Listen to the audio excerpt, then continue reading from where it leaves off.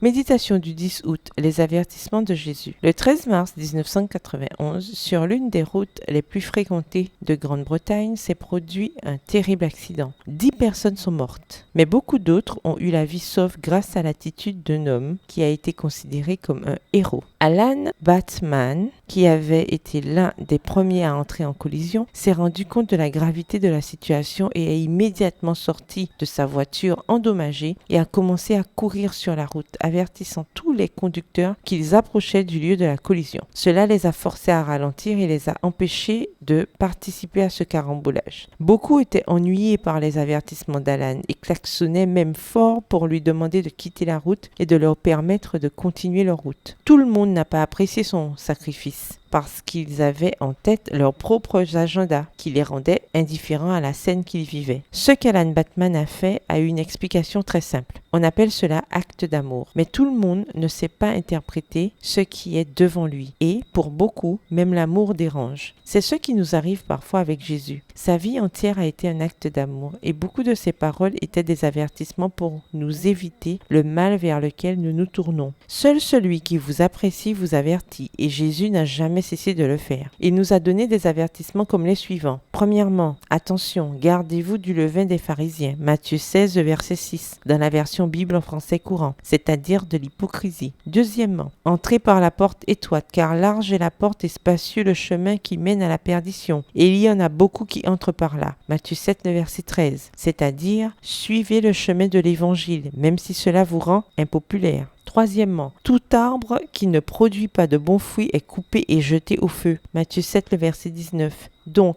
portez de bons fruits par une relation avec le Saint-Esprit. Quatrièmement, mais quiconque entend de moi ces paroles et ne les met pas en pratique sera semblable à un homme insensé qui a bâti sa maison sur le sable. La pluie est tombée, les torrents sont venus, les vents ont soufflé et se sont abattus sur cette maison. Elle est tombée et sa ruine a été grande. Matthieu 7, les versets 26 et 27.